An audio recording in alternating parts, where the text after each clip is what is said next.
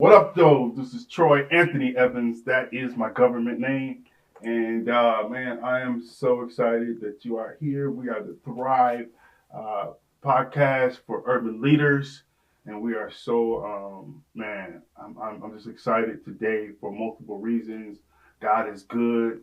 You know what I'm saying? It is cold outside, but He is still good. He's amazing. And I am so thankful for the breath that's about to come because it doesn't belong to me, and we're so grateful for that. But here at Thrive, we're all about urban leaders, and we want to equip leaders in the area of discipleship, leadership, and technology. And today, we're going to be talking about thriving in urban ministry. I know we're talking about Thrive, the podcast, and then we're throwing that Thrive in there because that's what we're about. We want to see urban leaders flourish. And it just so happens that I have in my city, Grand Rapids, Michigan, my friend and my brother, Dhati Lewis, here.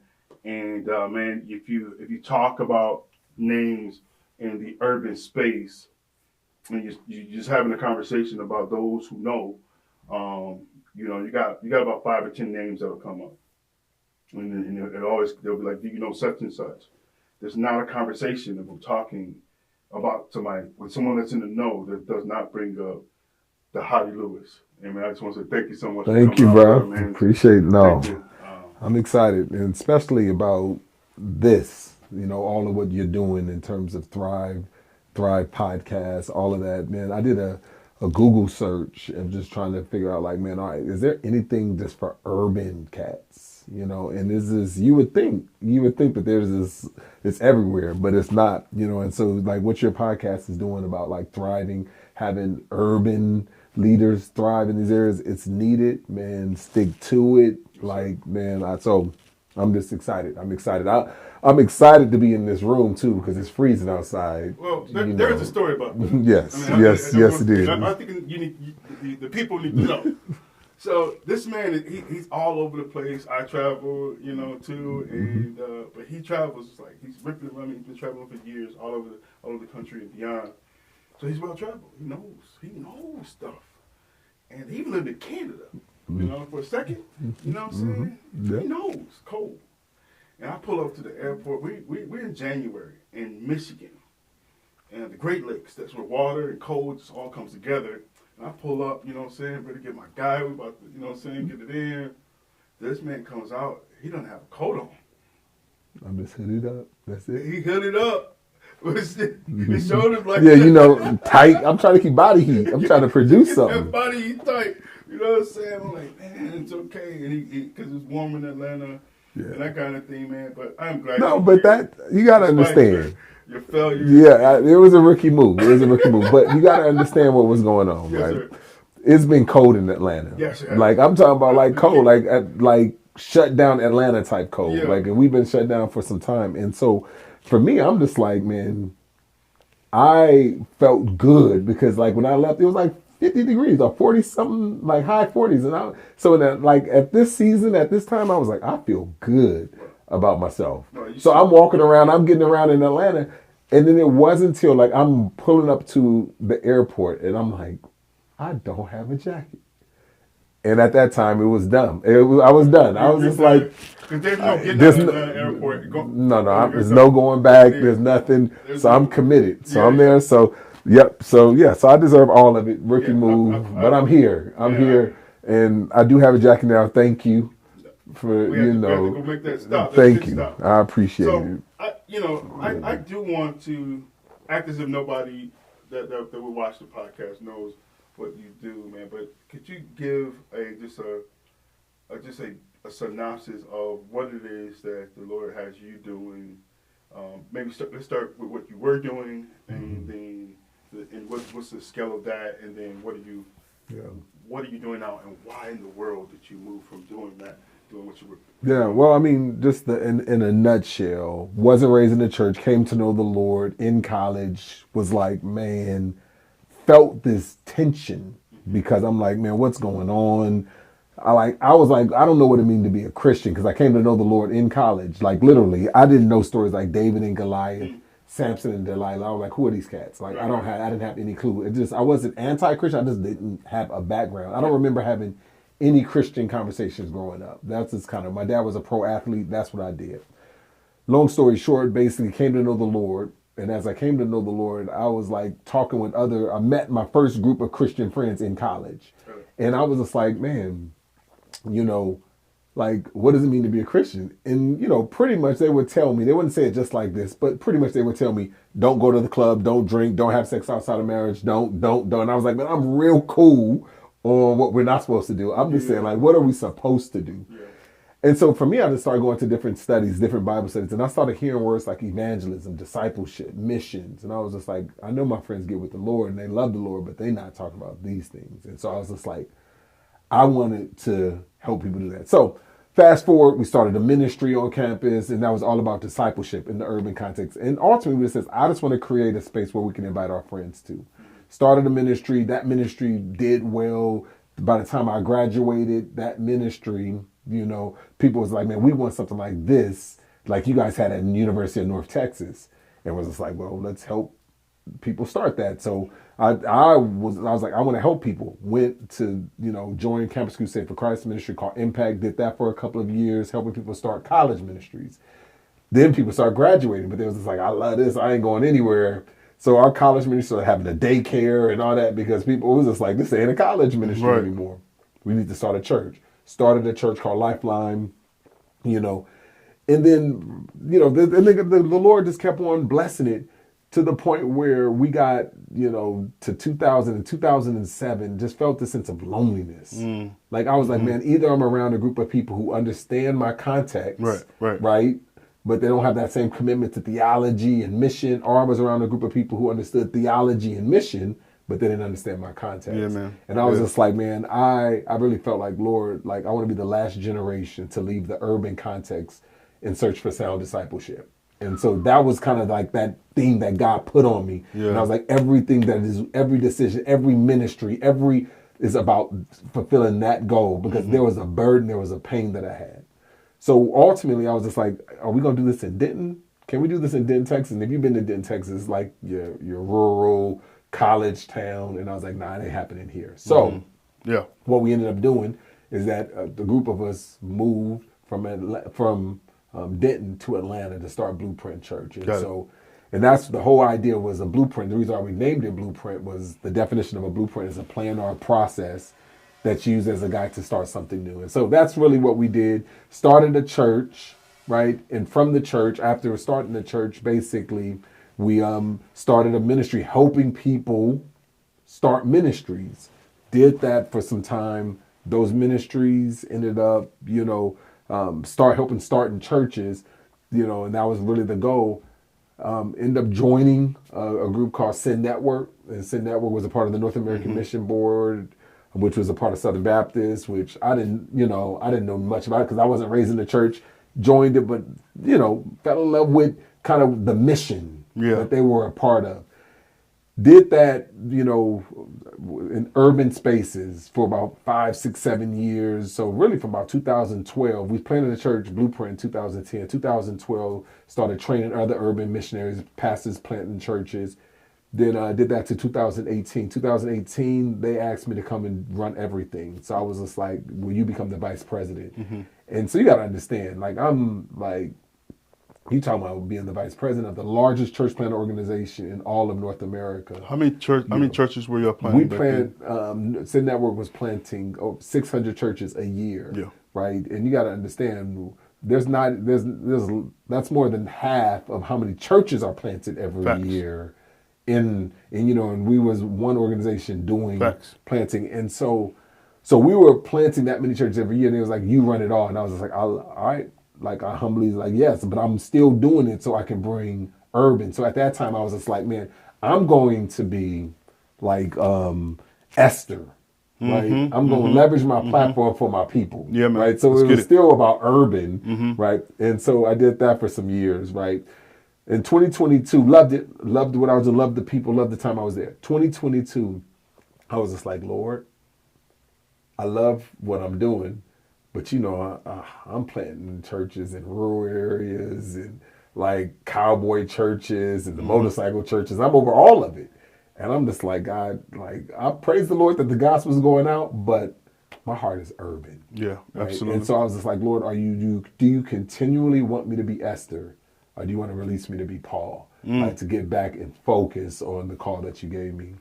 And so in 2022, stepped down and started a ministry called My Boulevard, which was basically an iteration of what we were doing past Rebuild Boulevard. Now we just named it My Boulevard, because the core of My Boulevard is people who, a group of urban missionaries that want to reject passivity and accept responsibility of where we live, where we work, and where we worship. I got tired of hearing too many of us waiting for somebody else to parachute into our neighborhoods, parachute into where we are, and to kind of save, to help us. I was just like, man, God is raising up urban missionaries to make disciples where we live, where we work, and where we worship, and we can stop kind of talking about it's the woman you gave me, it's the system you gave me, it's the something else that you gave me. And so I was saying, no, like, let's reject the notion of what the first Adam did and accept responsibility of the second Adam, Jesus, and say, like, what does that look like for us? And so that's what it is. And so, like, as I was like moving into that, I was like, I just want to be a lightning rod to other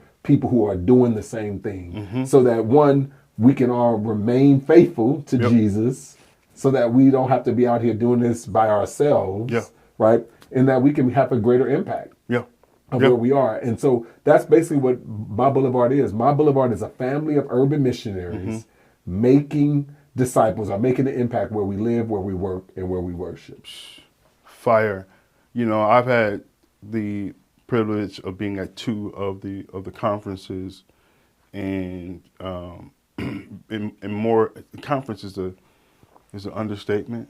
I think it's a family. We just talked about it being, it's a family reunion.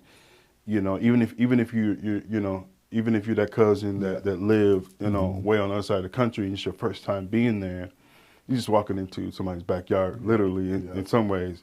And what I know about you since we met, and I knew about you for years, but since we've met, is that there's one word that always, that you just bring back. You can't help yourself. Is that's discipleship. Yeah. You know, and I've heard you say some things about discipleship, and it resonated with me. And one of them that I truly believe, as a tech, right? And it's like everything is about definition. It's defining. It's about inductive study. Just really getting down to it and figuring out what, who, what, where, why, when. Yeah. And for me, I think discipleship often the problem that we find ourselves in is that the definition of disciple. If you ask the average Christian, like, how do you define it? Yeah. I feel like it's a lot of times they haven't put a name on it. Yeah. It's like if you say, well, how do you know a disciple is made? Yeah.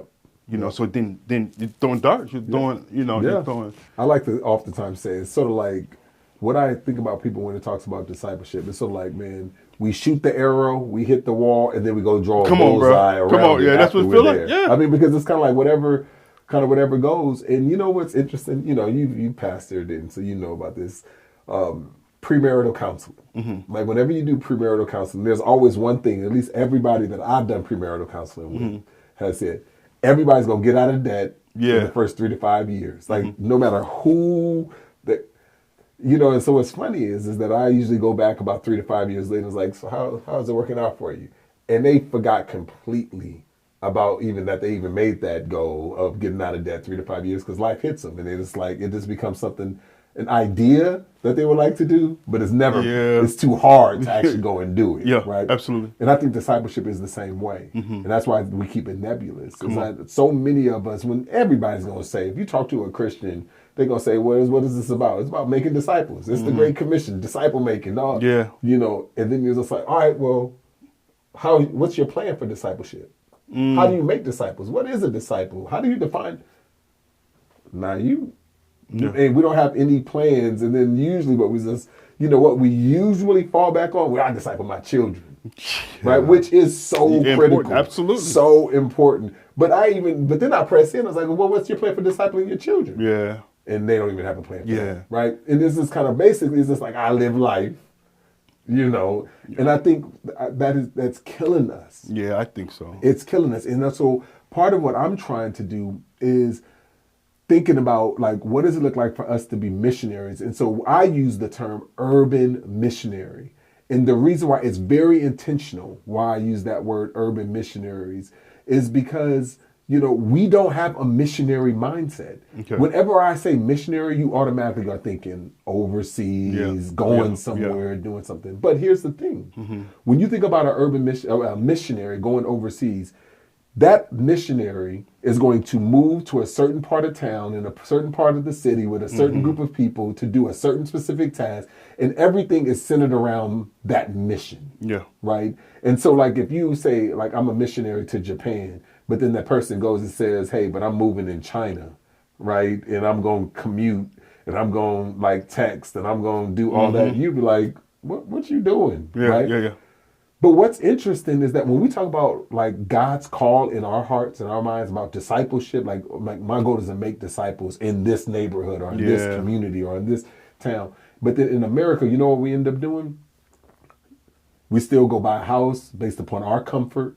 Yeah, it has nothing to do with our mission. Yeah, man. We go get jobs based upon, we go do everything, and none of our decision making ever has to do with the goal of actually making disciples. Yeah. And so, and this is what I realized, is that as Christians in America, we are not missionaries. We are church attenders and we are theologians. And all we can do is that if I just want you to assimilate to my theological belief or assimilate to my church culture, and that's really what this is about. Yeah. And I was just like, no, God is raising up missionaries. Yeah. Right? He says, go make disciples of all nations, baptizing them in the name of the Father, Son, Holy Spirit. Go be my witnesses in Jerusalem, Judea, Samaria. Like, we are the ones, we are supposed to be the active ones. And so I oftentimes tell people, I said, here's the thing.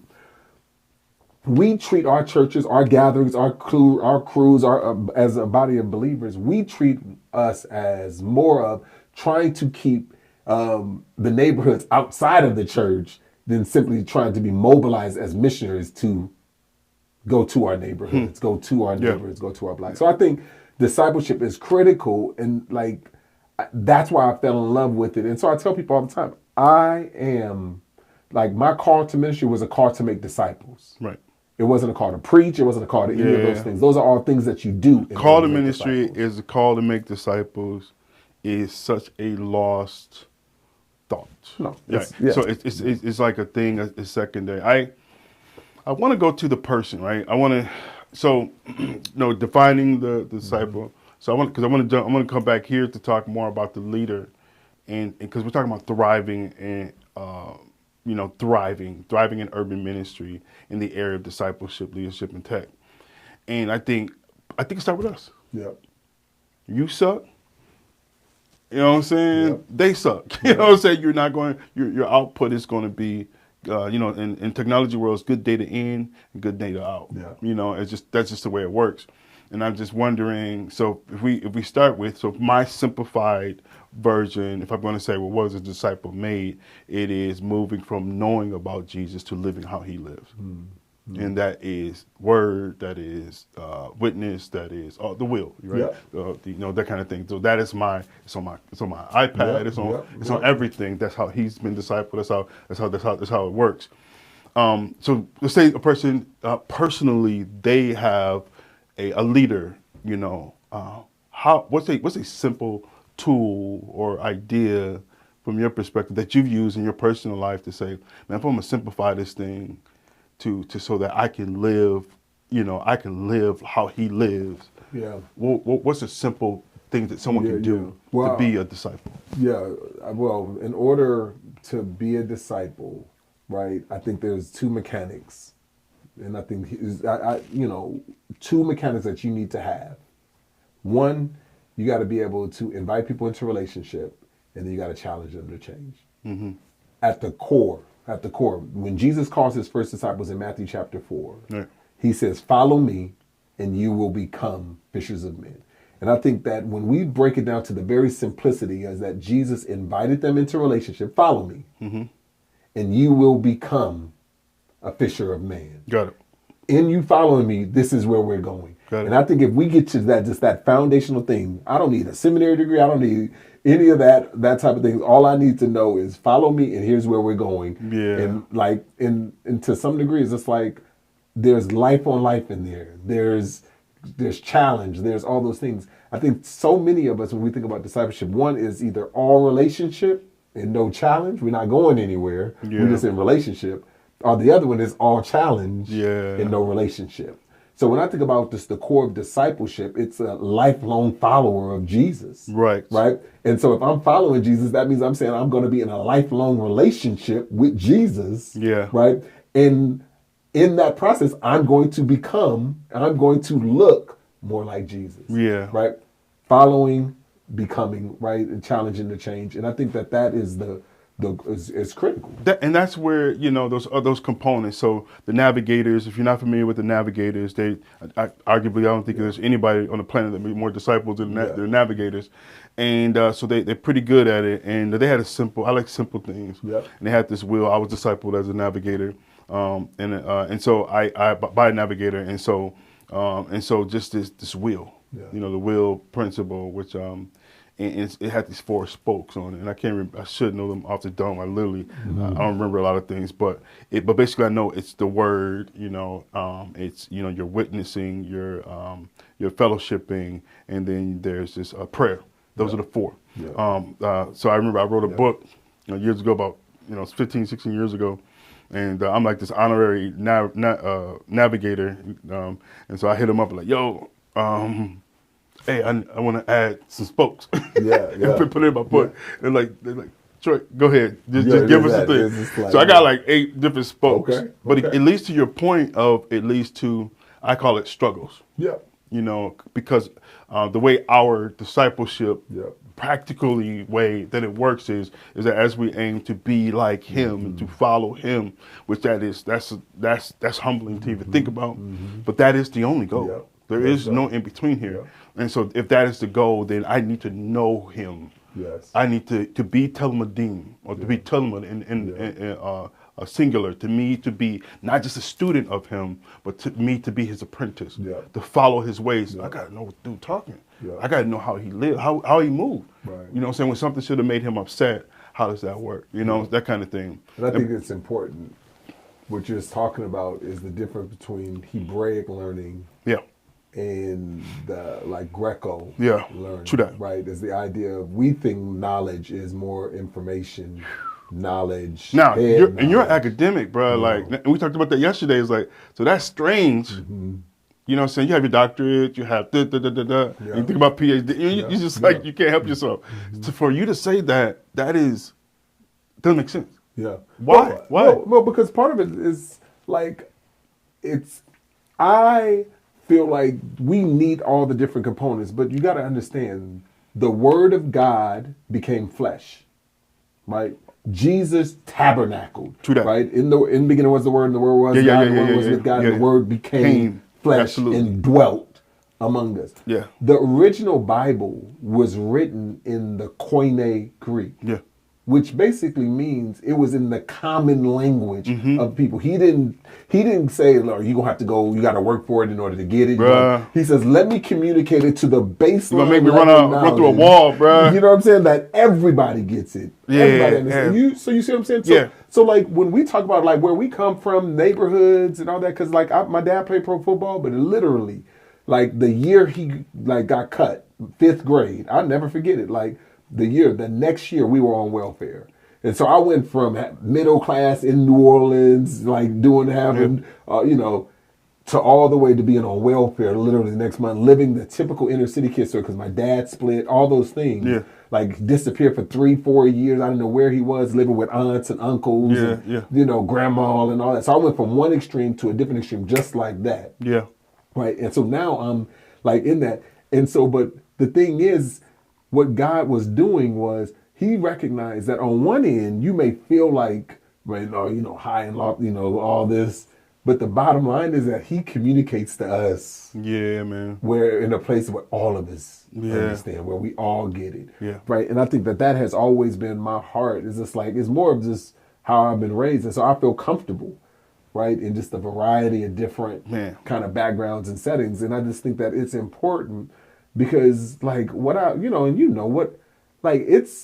there may be a book knowledge deficit sometimes, all the stats that tell us, but there's not a knowledge deficit. And that's the difference. Like the book knowledge is that Greco-Roman, but an experiential knowledge, that's the knowledge that the Bible talks about. Yeah, man. It's an experiential knowledge. And we all know you can have all the book knowledge, but you ain't got kind of hood knowledge, you ain't got the everyday, like common sense knowledge. Yeah, man. I always say, man, you got it in your dome, you know what I'm saying? Hopefully it hits your heart. Yep. But eventually you get spirit fingers, you feel me? It got to move, it got to be living and live and active. And that's practical, man. That's practical and very moving. And so, I can literally sit here all day with you because I know our whole purpose of our podcast is where you live. And so discipleship is like number one on your list. But I want to move on to leadership. So we're talking about thriving as a leader. When you think of a leader if you were given an elevator pitch and this person's they're a leader, they're an urban leader, and this was the last thing you can say to them about a leader, and you have to answer this question, the elevator pitch. If you say, a leader is thriving when how would you finish that? I would say they need to have four different things. They're able to lead themselves, they're able to lead others, they're able to lead leaders, and then they're able to lead congregations. Those are the four stages that they need to go. And the way you do that is a leader is someone who proactively takes initiative for the benefit of others. Mm-hmm. A leader is. Could you say those four again? Right. So the four stages, right? You got to be able to lead self, lead others, lead leaders, right? That are leading others, and then leading congregations or leading organizations, right? So you got that. And I would say when we talk about leading, it's proactively meeting the needs of others, or taking the initiative for the benefit of others. A leader, oftentimes people think is someone that is just going to take it in for themselves. They've got a bunch of cronies that's kind of helping them do things. Man. A leader is always taking the initiative for the benefit of others. So I always think about, like, I've always been a pass first point guard. Like that's like growing up playing, hooping, whatever. I was everything. I was a quarterback and I was a point guard. And I always felt like, man, my job as the quarterback, my job as the point guard was to make sure everybody else was there. I would rather get 20 assists than 40 points, right? That's just the way I lead. That's the way I think. That's the way, because the more I'm setting other people's to score and to do what God has called them to do, that's the benefit. Bro. And I think that's oftentimes what we got to see with leadership, That right there, I think if I were to go to a leader, I'd probably, with the last statement you said right there, would probably be, we have, in church planting world, we have our assessments, right? We know about Wrigley's, we know about other things. I love Wrigley's. Maybe because it's what I was taught, I was trained on. It's because it's simple. I like simple things. Yeah. And to me, we got the 6-pack. If you don't do the 6, you don't score too high. It's like, I don't know what you're gonna do, blah blah blah. But one of the things is your ability to give ministry away. Yeah. Yeah. And we know as a church planter, as a business owner, a nonprofit starting any startup, if you don't learn very quickly, but you almost got to be that quarterback to be thinking about the rest and not getting your shine. Yeah. Because you can take the shot every time, if you wanted to. I think it goes to Michael Jordan, right? Yeah. So how do you actually do that? Because because that is a struggle. Yeah. That we have as leaders, because part of it is like giving it away. And you were talking about like Michael Jordan, and you talking about like just different leaders, because we've seen so many people, Kobe and Magic. You see after with Pippen and Jordan, you thought that they were just boys. They haven't even talked to them. You know what I'm saying? So like, how do we as believers, how do you as a believer, like as a leader, because you're a leader of leaders, right? How do you not put yourself at the center of everything, but take initiative for the benefit of others? Yeah, I think we gravitate because of the anointing of God alone. He's I don't know what they call it, but the pull. We're always pulled in the center. Yeah, yeah. Whether we like it or not. So that's I believe we're always being sucked into it. Yeah. But I think what I have to do is to be honest I'm very brutally honest, Yeah. you know, and so I start with a principle, a deep theological principle that I believe is really deep, and it is I suck, God's awesome, and I'm in desperate need of Him. Love it. I suck. God's is awesome. I'm in desperate need of Him. Because if you start with that premise, because people want to get out of line, no, you're good enough. Wait. The moment that I become good enough, then I don't need Him. Yeah. Nothing in Scripture at all says that I have to be good enough to do anything. It's not. No. I'm not codependent on Him. I'm solely dependent on Him. Yeah. The moment when the leader can move to that place and like I'm not that dope, and nothing, Yeah. then there's always deficit, and there's space to grow. There's great space to move. I'm just so happen around a bunch of young cats. Yeah. When the oldest cats are around me, typically 20 years younger than me. Yeah. So then I had to learn to get a muscle. Yeah. Because otherwise I would be doing, I still do most of the talking, I do, but I wouldn't be able to, I got to be able to humble myself to listen to this 25-year-old to be able to do that. And the only way I can do that when I know more than he does. Yeah. You know what that sounds like? That sounds like the Beatitudes. If you think about the first four of the Beatitudes, what you just said, I suck, God is awesome, and what was the third? Desperate need of Him. I'm in desperate need of Him. The Beatitudes. Blessed are the poor in spirit. Oh. Blessed are those who are spiritually bankrupt. I suck. Yeah. Oh, Right, thank you, bro. right. Look. Hey, take note of this. I need this. Blessed are the put it in the pocket. Blessed. The second beatitude is blessed are those who grieve. So it's not only do I suck, I grieve and I mourn. Yeah, man. It's sad. Nobody wants to suck. No, right. So let's not fake it. Yeah. Let's not like this is not fake humility and all that. Yeah, like, come on, man. Legitimately, I grieve because I lose more than I gain. Come on. Right? So blessed are those who grieve. But then the third one is blessed are those who embrace their humanity. They're sober-minded. Mm-hmm. So think about that. Blessed are those who are spiritually bankrupt. Blessed are those who grieve that. Blessed are those who embrace their humanity. I'm sober. I suck, right? I suck. Yeah. It's not like I can work myself out of this. I suck, and the best thing I can do is grieve how I suck, right? But you know what the fourth beatitude is? God is awesome. Yeah, come on. Blessed are those who still hunger and thirst for righteousness. Come on, man. So if you think about those first four, we don't even want to go through all of them. This is the first four. Blessed are those spiritually bankrupt. They grieve the reality of their the bankruptness in the society and what's going on. But we embrace our humanity. I'm not God. You're not God. Let God be God. I'll stay man. Yeah. I'll be human. Thank you right? very much. And then but here's the fourth one. And this is where the hard part. Blessed are those who continually hunger and thirst for righteousness. If you think about this, we are going to die still hungering and thirsting for thy will to be done. Yeah. So that means we never obtained it.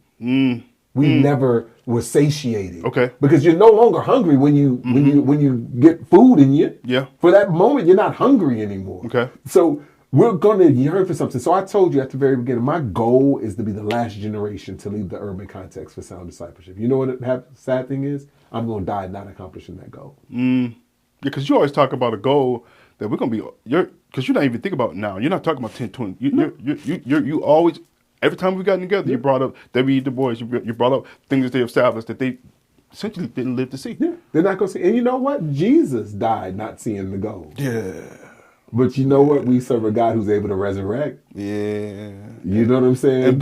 And now he sits at the right hand of the Father and advocates. Come on, absolutely. And one day. Yeah, man.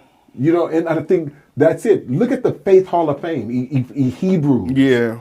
Like, there's two kind of like pause breaks in it. Like, they going through it and they're giving their bars, right? Boom, boom, boom, boom, like David, like. And then it says, all of these died without receiving what was promised to them. That's like, 13 through 16, 11, 13 through 16. And then it goes on and it says in 27, 28, and 29, all these died without receiving. Yeah. That they give all of these Faith Hall of Fame, these leaders, but then they just let you know, hey, but these people did not receive. Just think about that. God told Abraham, I am going to bless you to be a blessing, right? Go to the land of Canaan, right? All of those things. You know, Abraham died outside of the land. Yeah. Isaac died outside of the land. We get all the way to Genesis chapter 50. They're still outside of the land. Man, yeah. Right? Yeah. So these people died not living the promise that God told them they were going to have. Yeah. But it gives you a sense of encouragement that they looked as one to the future, had faith.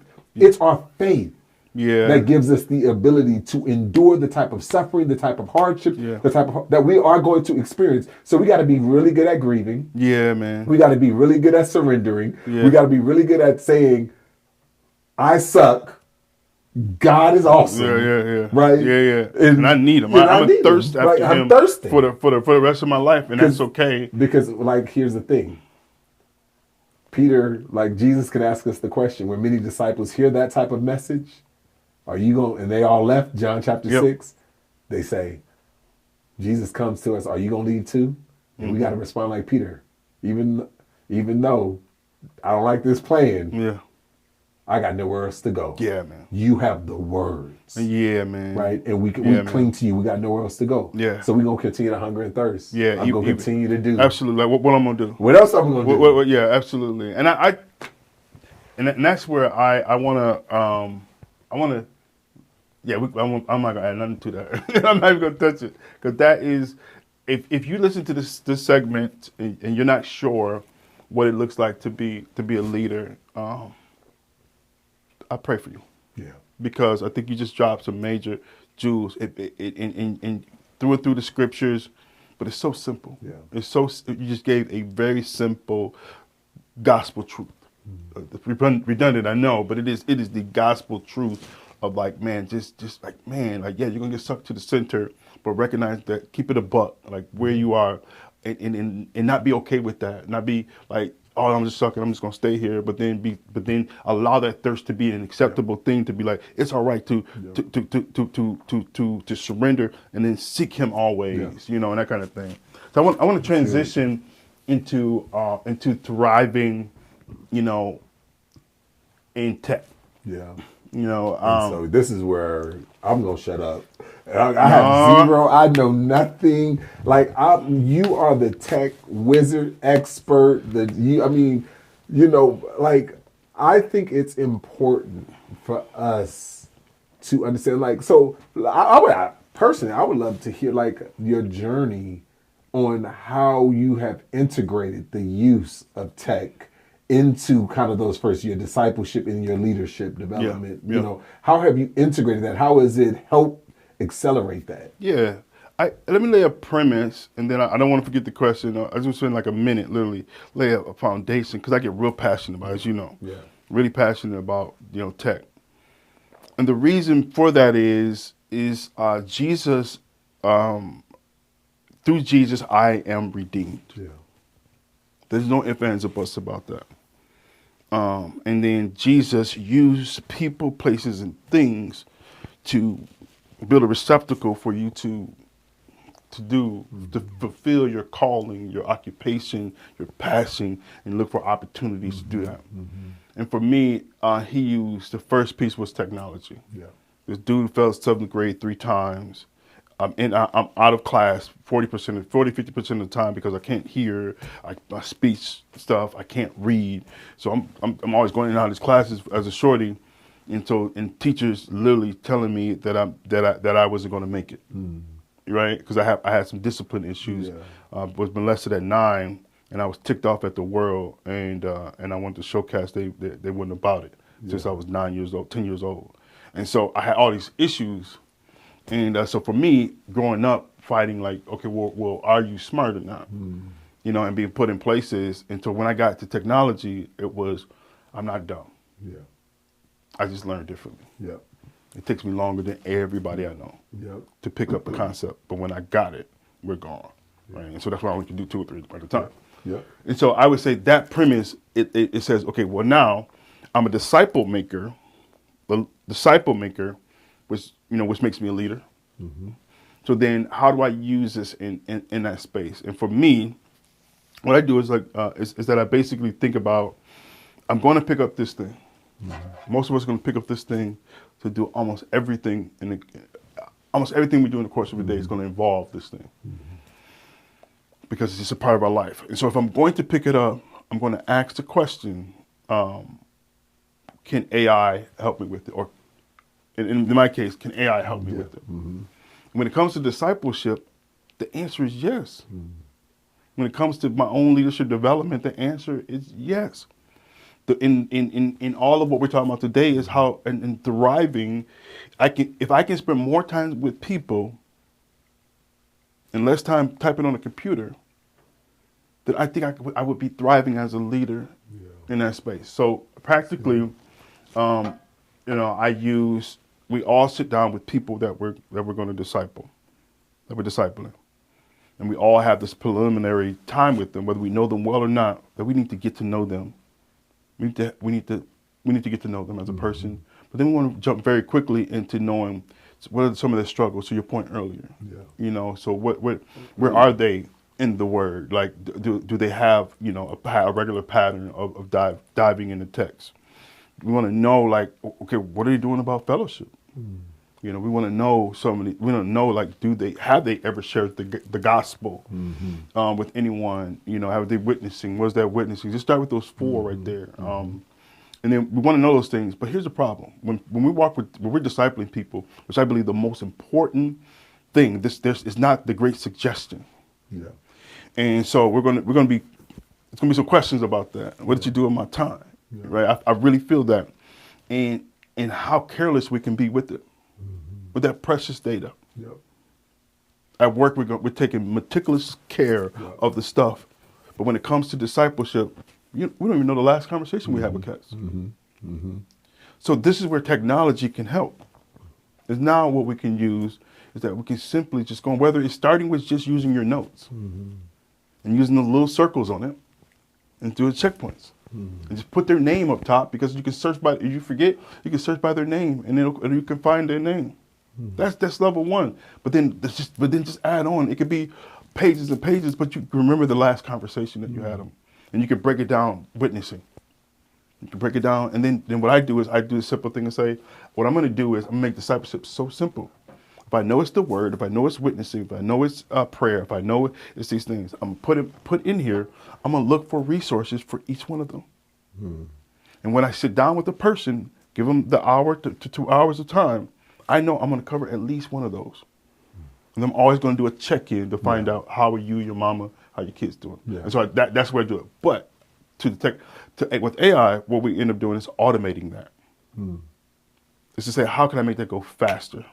So I'm not having to go in here and type that. And so we just type in a prompt and you do that. You said that you're oftentimes with people that are 20 years younger than you. How have the young cats, integrated that? Like, is it because we know, like, our kids don't know how to read a phone book. They don't know how to anything. All they got to do is, hey Siri, hey Google, hey, and so they're automatic. They're proficient in it. Like, they know how to write papers on ChatGPT and all. Like, they know how to do all of that. So how is that? How do you help them, like, integrate? How have they received it, and how do you help them integrate it without abusing it? Yeah, I think the first thing is really is really taking them back and slowing them down, and maybe because of our age that's just how we have to do things, because this is not intuitive to us. But I think there's a value in it, and it's like, no, don't move so fast. I want you to learn not just what you're doing, but why are you doing it. Because now we can start essentially teaching them exegesis. And like, I want you to really exegete what you're doing. You get what I'm saying? Like, because I think that can go across the board. So if you really say, okay, well, I'm getting a paper out of it. Okay, now what I want you to do is I want you to take time to understand, why is it producing the output that it's giving you? Do you ever ask the question, where's that information coming from? Do you ever ask the question, who's entering that information? What I want you to do before we meet the next time, I want you to go find out who. In the meanwhile, what I want you to do is I want you to research React. That's good. Reacto. I want you to figure out, because there's good, and then using it as teaching moments. But I think a lot of times with the younger cats, is getting them to slow down, and because they're okay with just output, because content to them is just, I just gotta get a lot of content. I gotta get a lot of content. I'm like, no, you need to slow down and take it and study every tittle. Yeah. And get down to your nooks and crannies of it all, so that you can understand why is it doing what it does. Yeah. And that's my piece. I love that. And oftentimes I just tell people we got to differentiate the difference between making a living and establishing a life.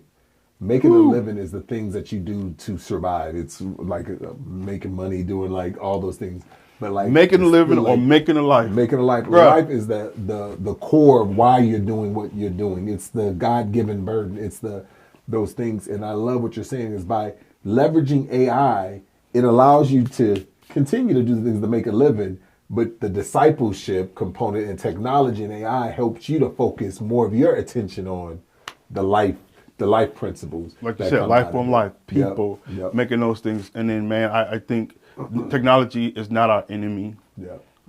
In itself, it's not intrinsically evil. It actually frees you up. It frees you up, and you do have to know how to manage that. So that's good, man. I want to, I want to thank you so much for coming through, man. It's been a good conversation. It's been a good day that we've been together, and every time we get a chance to chop, it's just been amazing.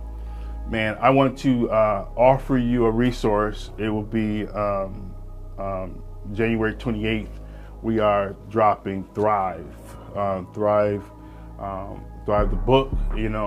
Basically taking almost 30 years of ministry and just put it, literally just talking. Man, it's more of as an axiom. Is that the word? Where you just proverbs, really, just like dropping some jewels, but 25 years plus, and just drop it in it. But it came out to be 50.